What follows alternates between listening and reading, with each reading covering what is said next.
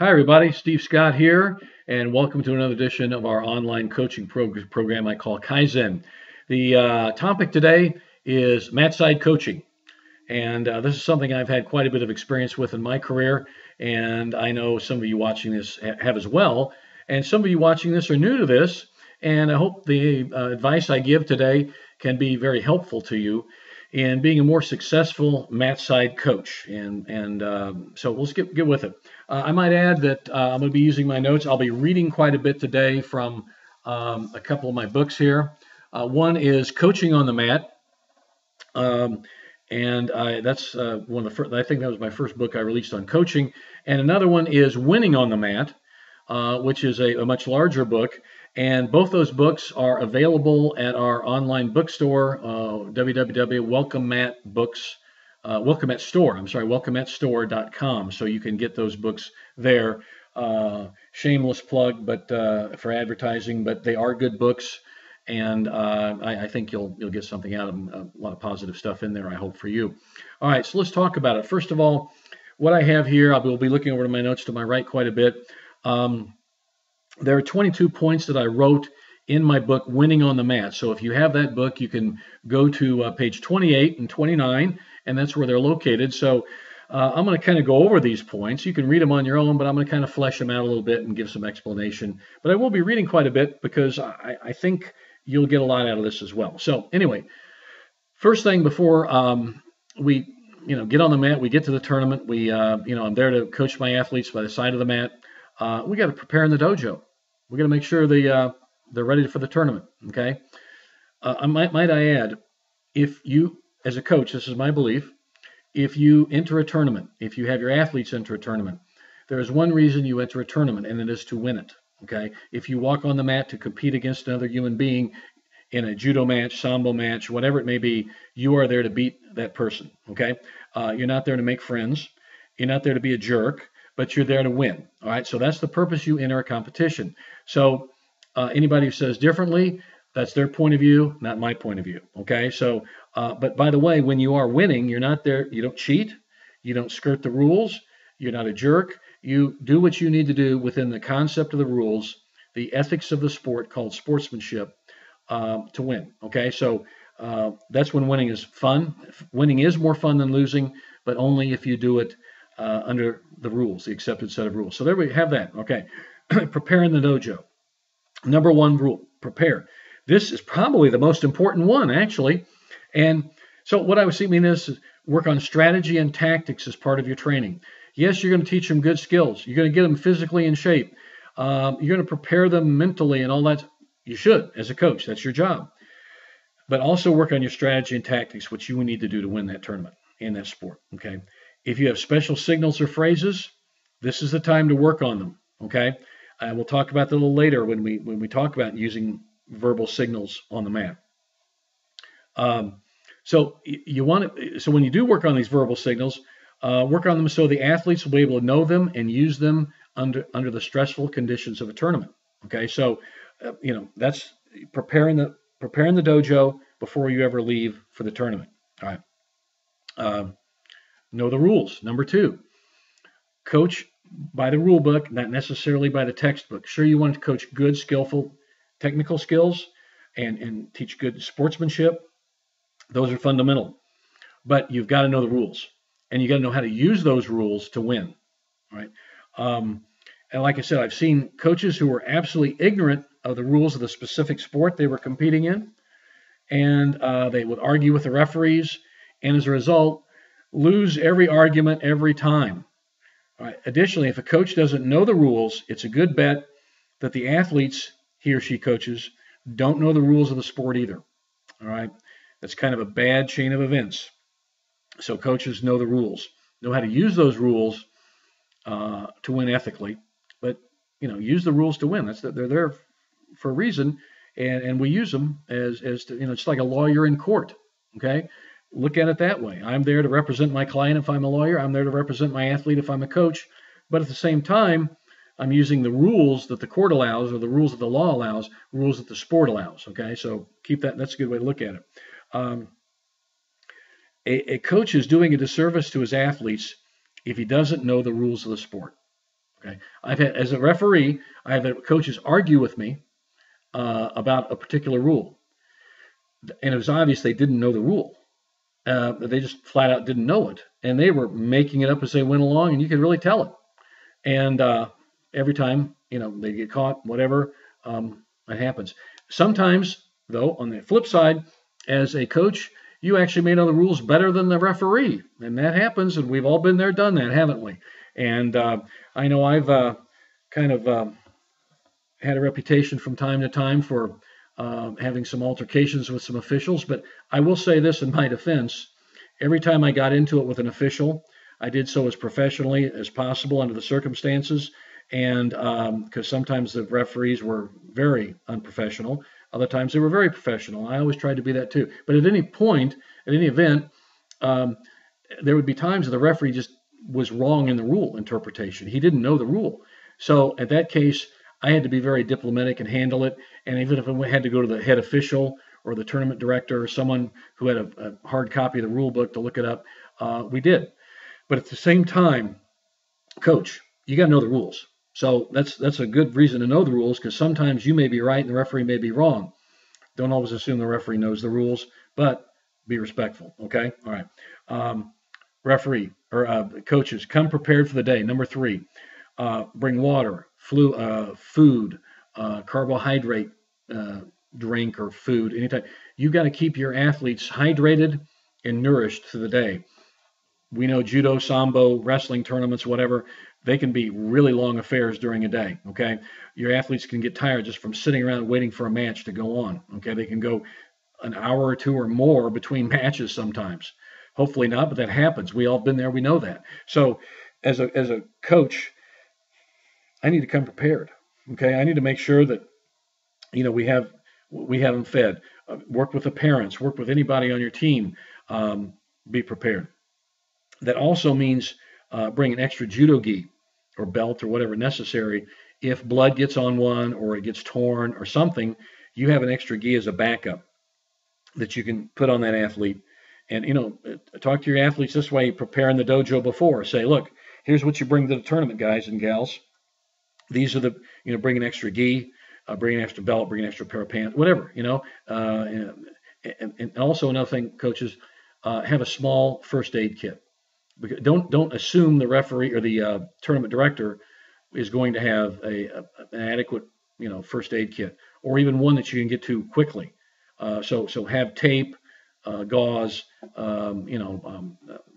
scissors of some type, compression bandages, anything along that line, ice packs, anything along that line you would need, and you may not need them on the mat, maybe in between matches. And, so be prepared. Okay. So that's the case. You definitely want to be prepared. That leads into number 4. Don't assume, as a coach, do not assume that the tournament's going to provide a visible scoreboard. Bring your own stopwatch. Okay. Now, more and more tournaments are providing visible scoreboards these days, but don't just assume they will. Bring your own. Bring your own stopwatch so you can time the matches yourself. Okay. So, and by the way, that is very important for you, so you can coach your athletes better. You have a very quick visible thing, your stopwatch is looking right down at the hand, and you can tell your coaches, you tell your athletes what time it is. We'll talk about that momentarily here. Number 5, pre-match instructions.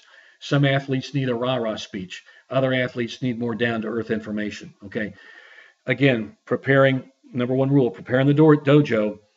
Coach, you know your athletes. Okay. Let's hope you know your athletes well enough to know what to say to them to get them best prepared before the tournament. Okay. Maybe a quick revision of the rules, or a quick scouting report for a specific athlete, or another, an opponent they'll be fighting in that match.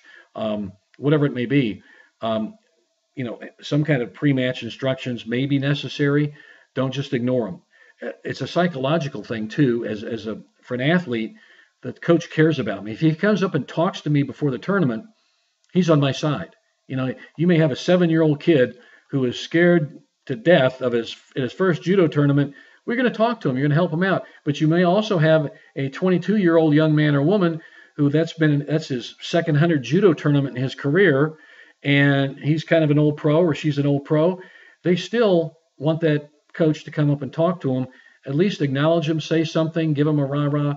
Let them know, coach, you're on their side, and you're on their side of the mat. You're with them. And that is very important as an athlete. Think of yourself as back when you were an athlete competing. Didn't it mean a lot to you if your coach came up and, if nothing else, shook your hand and said, "Go get him, Tiger"? I mean, it does. So those pre-match instructions are very, very helpful. Okay, so use them as necessary. Um, Let me see anything. Yeah, basically, often a quick, good discussion of the rules is a helpful thing. If you can't think of anything else, you don't need to say anything else to them. Just remind them about maybe the rules of the sport. Maybe say you've got several judo guys. It's their first time doing sambo. Remind them the sambo rules are different. Just give them a little talk about stuff like that. So pre-match instructions, very important. All right. Also, don't overcoach. Number 6, do not overcoach. Okay. But don't ignore them either. Okay. We were talking about that a little bit before. I'm not sure which is worse, the coach who shouts, talks, and yells too much, or the coach who sits there like he's a spectator and never offers any advice or information. So I'm reading that verbatim from my book. And that's true. I've seen coaches sit there in their chair and just go stone cold silent. And they offer nothing to the athlete during the course of the contest, either good or bad. They just sit there like they're a spectator, sit there like they're bored. They may not be, but they don't communicate with their athlete. But don't overcoach either. That's the point of what I'm saying here. Some, especially newer coaches, so you younger coaches out there might be watching this. Don't, they're fighting, your athlete's fighting the match. You're part of his team, yes, but you're not fighting the match. Okay, so understand that. And he's not going to do everything perfectly, and he's not going to do everything you tell him your athlete isn't. Okay, so the way I approach my athletes, males and females, when I was coaching for so long, especially juniors, they knew, again, going back, preparing in the dojo, number 1 rule, they knew that when I offered instruction during the course of a match, when I coached them during the course of a match, it was a very strong suggestion. It wasn't a requirement they do it. Ultimately, the athlete makes that decision himself or herself. Okay, and after a while, even children, even young juniors who've been in enough tournaments for a while, will develop that ability to know what it takes to win that match. Okay, they will. It's part of as the Japanese call feel your judo. That's what it is. Okay, so as a coach, don't blow your stack if you tell Johnny to do an uchimata when he does something else, whether it's successful or not. Now, you may have given him the right advice, but it's really ultimately up to little Johnny on that mat, or it's up to Big Johnny, who's at the World Team Trials, to really make that decision, okay? Or at the very high level tournament. So it's a strong suggestion when you coach them, but don't expect them to follow you by the letter, okay? Because you're coaching and they're fighting, okay? So but at the same time, expect them to listen to you. They don't blow you off.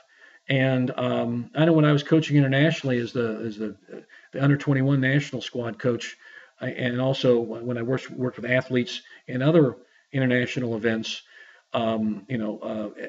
working with them, some of their, I wasn't used to working with them. They'd come to my training camps or whatever, and you could tell the athletes who weren't used to listening to a coach at the mat side, they just didn't know how to listen, and they didn't know how to receive instructions. Okay, so that's where you in the dojo work with your athletes, so they know how to listen to you and know how to follow your instructions, and let them, they know how to let you know that they're paying attention. Okay, they don't talk to you. The athlete should never talk to an athlete, or the athlete should never talk to the coach when he's off the mat. He should just look ahead, and maybe he can look at the coach, give him some kind of a nod that he understands. Or there might be a little hand signal. He might lift up a finger or a hand to let him know that, yeah, I got it. So that's what I'm talking about. Don't overcoach, but at the same time, when you talk to your athletes, they should know what you're saying. You should know what they're saying. Okay, you can have a conversation that nobody in the world knows about except you and them. Okay, so I've done that often with my athletes. Okay, so don't overcoach. Number 7, advice from the coach should be clear and to the point. When you offer mat side advice, make it clear, understandable, and concise. Don't confuse your athlete with a lot of useless, bantered, or garbled language. Okay, don't say, Johnny, do what we did on Thursday night. Well, Johnny's under a lot of stress, and he's got some kid on the other side of the mat trying to tear his head off. Okay, he doesn't remember what you did on Thursday night, and he can't read your mind, coach. So don't tell him stuff like that. Be precise. Tell him what he needs to hear. Okay, what you want to convey to him in a precise, clear manner, and make no bones about it. Okay, don't scream and yell, but let him know what he needs to know, and don't prattle on. Okay, just get the job done. Tell him what he needs to know, and go. Now there are times that you may need to give him a little rah rah. Okay, but a little later we're going to talk about being a cheerleader. That's different than coaching. Okay, so be concise, to the point, clear. Make your advice. Boom, get it done. She knows what they need to do. Get it done. Okay, and they will hopefully do it on the mat and with success. Okay. Number 8, there should be only one coach at mat side. Too many people shouting at an athlete only confuse the situation, and some people just offer dumb advice that your athlete might listen to. You don't need mom and dad standing there next to you, or some teammate, or some well-intentioned friend, or some guy you don't even know, yelling advice to your athlete. You're the coach. There's only one coach, and that's you, and you're there for a reason. Okay, and the coach will have a chair. But believe me, as a referee and a tournament director, we want you to. I'm saying this from that point of view now. Please stay in that chair. Don't get up and make a scene. Sit in the chair. Be professional. But you're the only coach. And as a referee, and I've had to do this many times, I've had to say only one coach per mat. Who's the coach? Are you the coach sitting in the chair? Mom and dad, you need to go. Go back to the stands.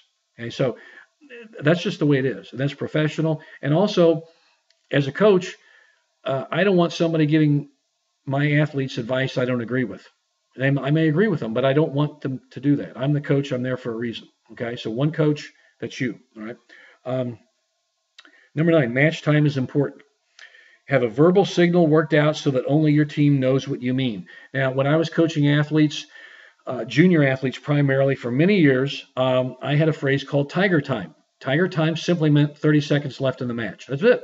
Didn't mean go be a tiger. And I use that. I think I used that phrase really. I can't remember exactly why I picked that phrase, but it was probably to convey the thought to fool my opposition or fool our opposition. My athletes' opponents, the other coaches, to fool them. Oh, tiger time. He's going to go crazy now. No, it just meant 30 seconds left. Double tiger. Be a double tiger. Well, that meant 1 minute left. Okay. Tiger time times 2, 30 seconds. So that's all it meant. And when my athletes heard that, because we had been preparing in the dojo during randori, I would be using my signals. I'd say tiger time. Everybody knew it, 30 seconds left. Okay. And that was kind of our welcome mat secret for many years. And I don't coach so much anymore. And I know all our welcome mat coaches have different phrases now. So it's okay to let everybody know that. But in those days, that's what it was. Some people caught on to it, but most didn't. So that was good for us. But I prepared in the dojo. My athletes knew exactly what I meant when I said tiger time.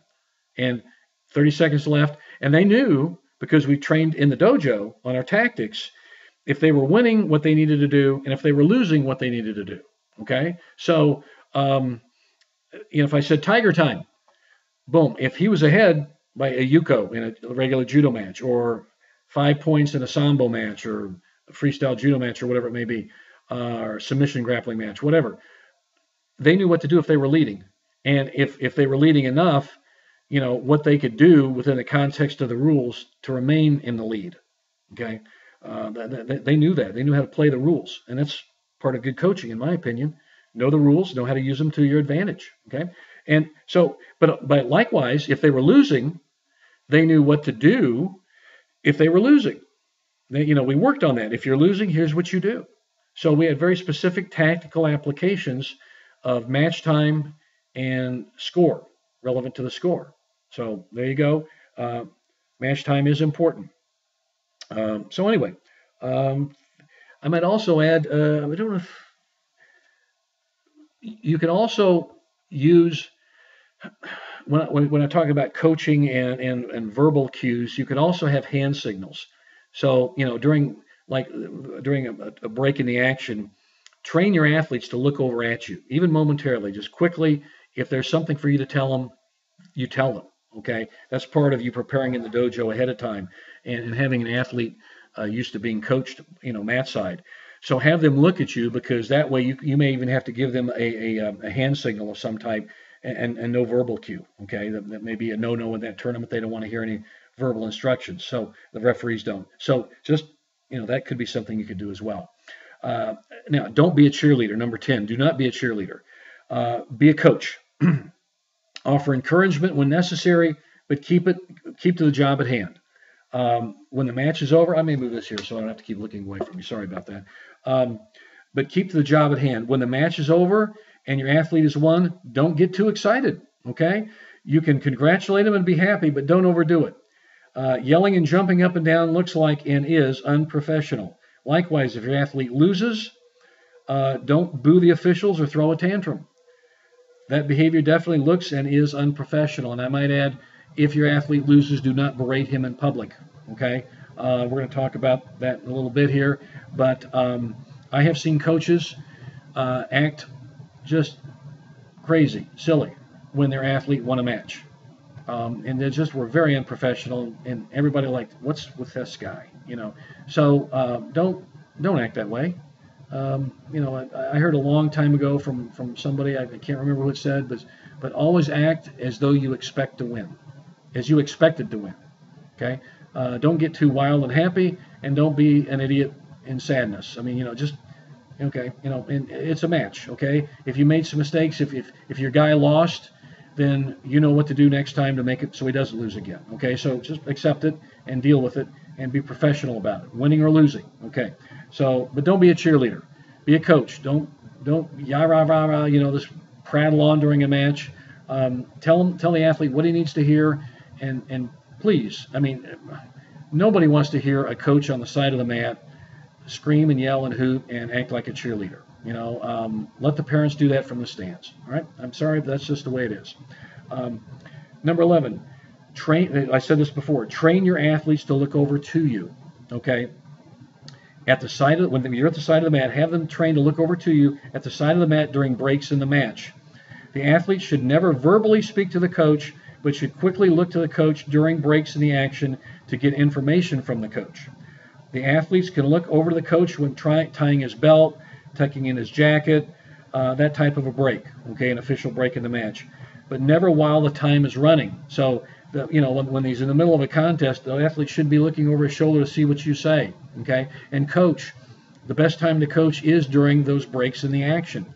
Instead of going on with an ongoing level of verbiage during the whole match, use your time wisely. Okay, the referee calls mate or blows his whistle in sambo or whatever it may be. There's a break. Okay, and for whatever reason, they're fixing their jackets or tying their belts, or the referee has to talk with the other officials. Whatever it may be, have the athlete look over toward you. This is what I said before when I was coaching internationally so often. I could tell the athletes who didn't have coaches who worked with them at Matside because they looked straight ahead or looked off in space or something else, and they didn't know how to listen to a coach and didn't know how to, take instructions and pay attention. That's part of what you do. Number one rule, train in the dojo to do that. Okay, and tell your guys to do that, your gals to do that, and have them do it because it will benefit them. Okay, so tell them to look over to you during breaks and get the instructions. Okay, and again, I had a signal with a lot of my athletes. If I give them instructions and they knew, they would either acknowledge it in a positive way, yeah, I'm going to try that, or they had another signal, depending on each individual athlete, there would be a signal, a hand signal, that no, that's not going to work at this time. And I usually didn't do that with the kids, the younger kids or the newer novices or kids or even novice adults, but I did with my athletes who'd been around a while on the national and international scene, that we could have that conversation. And again, nobody in the room knew it, but just my athlete and me. So that's important that they should look over at you. Okay. Number 12, don't berate or dress down your athlete during the course of a match or after a match or before it or any other time. If you need to discipline the athlete, do it after the match, unless he does, and privately, okay? Unless he does something unsportsmanlike. Also, never use profanity at any time and anyone. I will tell you this, in the AAU, if you as a coach start using profanity, you will be outside of the gym very quickly. Okay, so just That's part of sportsmanship. And it's a really lousy example to set for young people if you're over there cussing, okay, or acting really stupid. So don't dress them down during the match or afterwards. One time I saw a father who thought he was quite a judo coach. This was many years ago, probably 30 years ago. Um, his son was a good regional level, probably maybe placed in junior nationals once or twice, but he was a good purple belt, junior, about 14, 15-year-old kid, whatever he was.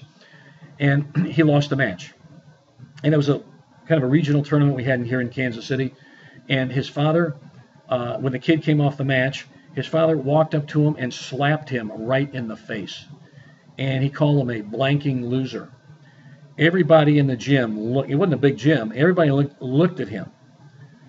And so it was my tournament. I was the tournament director. So I walked over to him and I said to him, as one adult to the other, I said, "Can I speak to you outside?" And what about? I said, "We need to speak outside now." And he and I had a very frank and adult conversation. And I made it very clear to him, his son was welcome, but he wasn't. Okay? And they never came back to Kansas City for one of our tournaments again. Too bad for the kid, because we liked the kid. The father was a jerk. He slapped his son in public. That doesn't need to be done. Okay? So there you go. That dad didn't have his act together. Probably still doesn't, for all I know. But anyway, number 13. Have specific names for things you want your athletes to do. Example, let's say your athlete is ahead in the score. You want him to kill some match time, to shut down some match time by working on the mat in ground fighting. The old rules, certainly we can do that in freestyle judo or AAU judo. I think the IJF USA judo rules might not go for that these days, but whatever works within the rules, okay? But you want him to look busy enough to keep the referee from breaking the action and stopping the clock, okay? So if he's winning, you want him to stay ahead, okay? Give him specific phrases that he knows what you mean, so when he's ahead or she's ahead.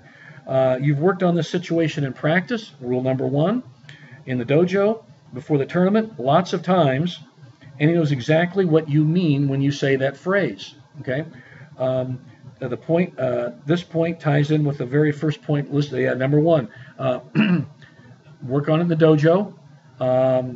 You have a specific phrase you want that you use when your athlete's winning or losing. Pardon me, I'm going to get a sip of water here. And the message is conveyed, okay? Tactically, that athlete knows what to do. Technically, that athlete knows what to do. All right. So, have specific phrases that only your club would know. Like I said, tiger time. That's a good one when the 30 seconds left. That's a specific phrase. So there you go. That's a good example. Number 14, make sure the athlete doesn't talk back to you during the course of the match. As the coach, his job is to fight. Okay, he stays quiet, doesn't need to talk. All right. Have a hand signal worked out if the athlete needs to know the time for whatever reason. So again, we talked about this before. Sometimes and they would do it very subtly. My athletes might just touch their left wrist, where the wristwatch is normally worn. That means, tell me what time it is, okay? And I would, say, tiger time, double time, or I just might tell them, if they got 2 minutes and 40 seconds left in the match, hey, you got 2.5 to go, and if the other guy hears it, he hears it, but he needs to know that information. All right. And again, or I may have a verbal or a hand signal, a nonverbal signal that he can look at me and I can hold my hands up for a specific thing that he knows exactly what that hand signal is. You see that, I guess, in football, you see that in other sports where there's some type of a hand signal.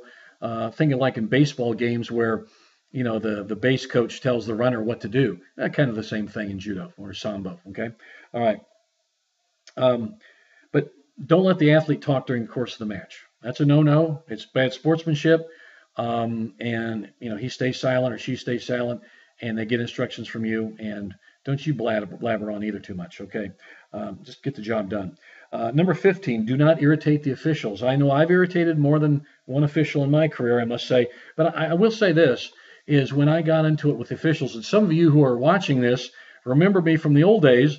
and we'll laugh and say, "Oh, listen to Steve Scott say this." But in any event, um, if we got into it with an officials, it was because I really believed they screwed up on the rule. Okay, it wasn't a judgment call. It had merit to it. Okay, now that's in defense of myself, and you may have a different opinion if you were one of the officials I got into it with. But I didn't use bad language, and although I was angry, and I let you know it sometimes, but I still tried to be and I was professional. I think we just had a very strong disagreement, as it were. But I sometimes you will irritate the officials, but don't try. Don't try. Remember, the officials control the match. You don't. And now I'm speaking as a referee and as a tournament director and judge and all that. We're out there, and when we run into to coaches who are just total jerks, we don't take it out on the athletes, but we sure take it out on the coaches. Okay, and that's just human nature. And we're not bad about it. We don't cheat, but we will let you know who's boss. Okay, and I had a coach one time give some such egregious advice to his athlete. When we three mat officials heard it, we actually stopped the contest, and we three walked over to the coach and told him he needed to leave the gym. Okay, it was so egregious, and he irritated us so badly, and it was a very unsportsmanlike thing he told this young athlete to do, and there was no cause for that. There was no reason for that. So don't be that guy, okay? And don't be that guy that tries to referee for the referee. Okay, if you're the coach, if you want a referee, we need referees, and if you're a good coach, you'll probably make a good referee. So volunteer. We need your help, but don't try to, if it's a Yuko, say Yuko, and expect and try to influence the judge. We're all kind of onto that, we are. So please don't do that. It's just irritating to us. So don't irritate the officials. All right. That's next thing. Number 16 ties in to number 15. Be polite to all tournament officials. Okay, even if sometimes they don't deserve it, often they do. All right. You're there to help your athlete to win. They're there to objectively enforce the rules. Okay, so if they're egregiously poor in their work as an official, or they are clearly cheating, which, believe me, I have seen that. You may have seen that as well. Now, by the way, let's talk about cheating. Just because your guy's losing doesn't mean he's getting cheated. Okay, just because he's lost the match didn't mean he got cheated. Your athletes aren't perfect. You're not perfect. Neither am I. My athletes weren't perfect. Okay, when our kid gets beat, he gets beat.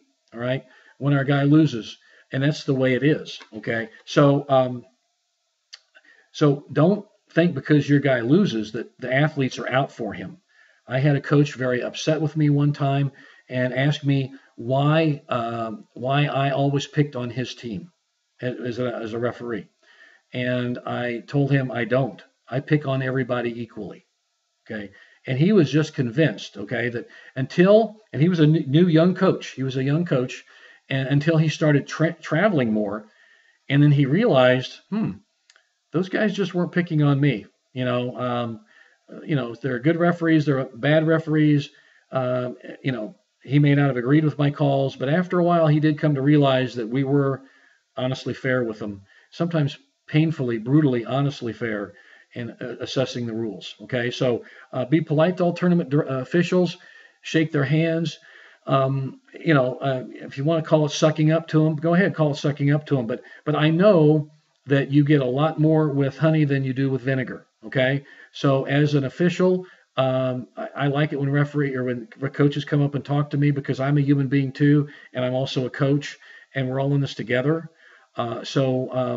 Just try to be polite, be nice to the officials, even if they made mistakes. Understand it may be an honest mistake, and the one honest mistake, still try to stay on their good side, because he's going to be out there on that mat with your guys again. So be polite.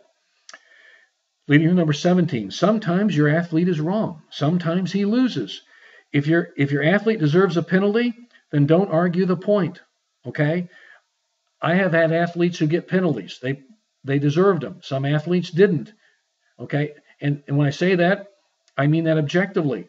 Sometimes the referee blew the call, or did a penalty on purpose just because he didn't like me personally, or something for whatever reason. That could happen. But usually, huge preponderance of time, if somebody gets a penalty, they got what they deserve. Okay, just period. So the referee's not cheating. Your guy might deserve that penalty, and more often than not does. Okay, um, if your athlete's been scored on, if your athlete's got the other opponent, his opponent scored on him, is ahead in the score, deal with it and give him positive advice on how to catch up or take the lead. In other words, don't if the other guy throws him for a a 4-point throw, or a Wazari, or not a palm, but say he's still in the match, say, but again, excuse me, water break. But for whatever reason, your athlete's been scored on. If he really got scored on, he got scored on. Okay, accept it, then to deal with it, and do what you need to do to win the fight. Okay, don't gripe about it. Just get on with it. Okay. If you judgmentally you thought it was, not a Wazari but a Yuko, or you thought it was a 2-pointer, not a 4-pointer, and you really believe that, say, what? Come on, man. Was it sure wasn't a 2-pointer? But believe me, it's not going to influence the judge. They're going to do what they're going to do. You got 3 sets of eyes out there, at least in AAU judo and wrestling or whatever. They're going to call it as they're going to see it. So you do your best, but often that doesn't get the job done in terms of convincing the referee should change his mind. He'll probably stick with that. Okay. So, however, if there is a serious mistake on the referee's part, like giving the score to the wrong athlete at the end of the match is over, and whatever the score is, 7-5, whatever, or somebody throws somebody else for any pawn, and they bow out, and the referee gives it to the wrong guy. That's happened. We know that's happened. Okay, he gets confused. After you referee enough matches during the day, you kind of addle yourself. So that could happen. And if that's the case, point it out to the referee, but don't go ballistic. All right. Say, gave it to the wrong guy. Please, hey, give it to white instead of red, or instead of blue, whatever it may be. So, but it's only if there's a mistake. So only point this out to the official if it is a technical mistake like that. Okay. Or they gave the Wazari to the wrong athlete at the time. Okay. Wazari red, where it should have been Wazari white. All right. So point out, hey, it should have been red. Side judge, it should have been red. Okay. Oh yeah. And we want to make sure, as an official, I want to make sure that match is correctly scored. So we'll change it. And that's the time to do it. Okay. So, but second guessing the referee only makes him dig his heels in. Often that's the case, and make it tougher for your athlete. A coach will lose credibility if he continually argues with officials over points that are subjective. Believe me, I've been on both sides of that argument. I've heard it a lot over my 50 years in being in judo and sambo and jiu-jitsu. And if you're the kind of guy or gal who constantly gripes to the referee and he's always wrong, guess what? You are going to have a bad reputation. And like my friend John Saylor said, no matter where you go, you always take yourself with you. And sometimes that's the worst person to have go along for the trip or for the ride. So don't get that reputation. Okay? All right. Number 18, never, ever physically rough up or abuse your athlete. We talked about that before with the father slapping the son. If you do, you should be kicked out of coaching and judo or sambo or jiu-jitsu for that matter, whatever, and don't come back. Okay? You do not physically abuse, especially children or athletes. All right? That is a no-no. We certainly won't tolerate it if we see it at any of our AAU tournaments, and I'm sure USA Judo and anybody else that has that is a good, valid organization will not tolerate that either. Okay, so don't do it. Okay, and you will really have a bad reputation as a coach you ever seen doing that. All right, 19. Here's one a lot of referees won't want to hear, but play the referee. Okay. Sometimes you can actually influence the calls a referee makes. Now, I just said, a lot of times they don't, but sometimes you can, okay? Sometimes the referee can be swayed. But again, never be caustic or rude. You can get more with honey than you can with vinegar. I already said that. One time at the World Sambo Championships, in a medal match, one of my guys was competing, and I was standing Matside coaching him. It was a new young referee working the mat. Okay, he was not sure of himself. Well, guess what? I jumped on that like a jackal on roadkill or a vulture on roadkill. Okay, I'm sorry, but I did. Okay, and it was at the world class level, and we were there to win. So there was a point that could have gone either way, and the referee was hesitant, and I yelled out, way to go, Chris. It was for Chris Heckedon. Way to go, Chris. And Chris played it till he did, like nodded, yeah. And the referee gave him the point. It was close. It could have gone the other way. The other guy, it was one of those things where it's who hit who first, or who landed first. And actually, looking back, I think Chris was the guy who got the point. But at the same time, I didn't want to leave any doubt in the mind, so I played the referee. That's an example. One of many times I played the referee. And those of you who've been around a while, you coaches and also referees, you've seen it on the other end. And as a referee, I see it often in our AAU tournaments. Guys try to play me all the time. Coaches try to play me all the time. And having, like I said, been there, done that. I don't buy it all the time, but I can see your point of view, and I'm with you, Coach. Okay, I've been there, I've done it. So you can play the referee. And if you think it's going to work, do it. But again, don't be a jerk about it. If you're a jerk, believe me, playing the referee is the wrong thing you want to do. Okay, don't tick them off. All right, number 20. We're almost done. Number 20. You're there for your athletes. After the match, if they win, congratulate them and discuss the match with them. If they lose, tell them what they might have done wrong, but don't berate them for losing. Believe me, they feel bad enough about losing, so don't pile it on. But you also know your athletes, Coach.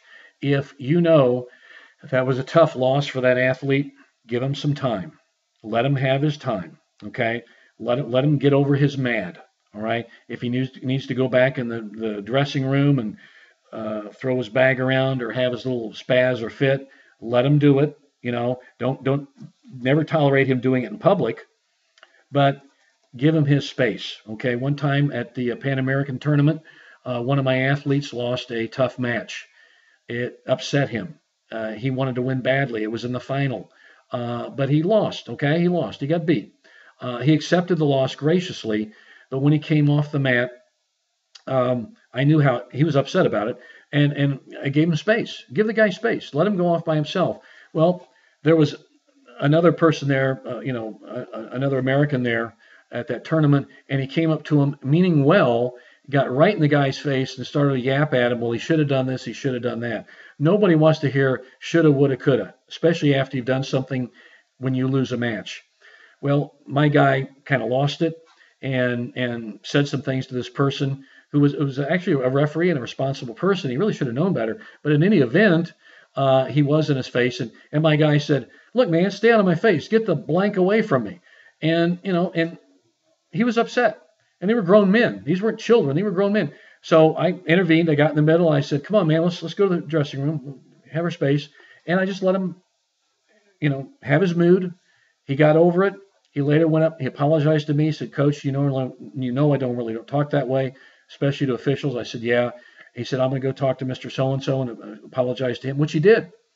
But, so don't get in his face, all right? Let him have his space if he loses, all right? And if he wins, play it up, enjoy it, yes, but don't, if he wins a local match, he didn't win the Olympics, okay? So like I said in one of the earlier points, don't get all round up and excited, too excited. Just enjoy the win, but don't over-enjoy it, okay? And by the way, don't rub it in on the other guy if he lost, you lost. Or don't by your actions, mock the other team or the other opponent or the other coach or anything else, like I said before, act like you expected to win the match, okay? And enjoy it when you do, and don't enjoy it when you lose.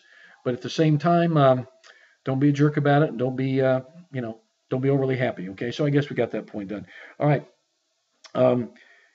Video matches for later study. It's a good idea to have an assistant coach or team member video matches. A lot of people do that these days. And, I can remember early on in my coaching career taking my Super 8mm Kodak camera to all the tournaments. And we would, would film each other. That's when they still had film instead of video, as they would call it. So and we would get them developed at the local drugstore or whatever, and or the Photoshop, and then we would study the film like the old football coaches study the film. Well, or basketball coaches, we did too. I would voraciously study the film. Okay, whether even as a young athlete myself, or my athletes, my as a young coach, my athletes. Now we have video. Now everybody has a smartphone or a tablet or something, and everybody's doing it. So good. And that way you can study those matches, study the YouTube matches. Watch your opposition on YouTube. It's great. I wish I had it in the early years of my coaching, such things, so I could use them to the advantage to help my students and athletes win better. So use the video, and wherever you get it on YouTube, your own video, whatever it may be, use it to your advantage and study your opposition before and after the match as well. So you don't just have to study your own matches.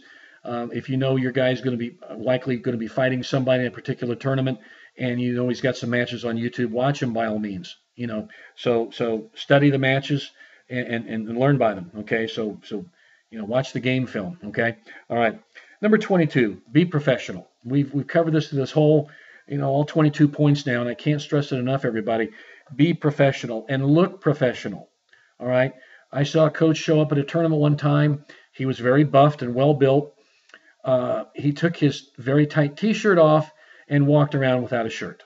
Okay, at the tournament. It was incumbent upon me as the head official to have to go up and tell him, please put your shirt on. Okay.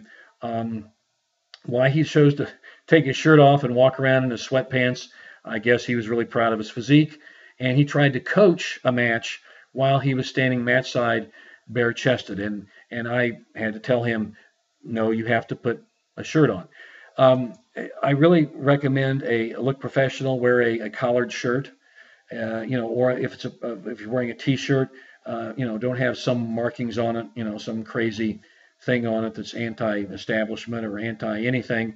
Have an appropriate T-shirt like a judo, sambo T-shirt, whatever it is, tournament shirt, whatever.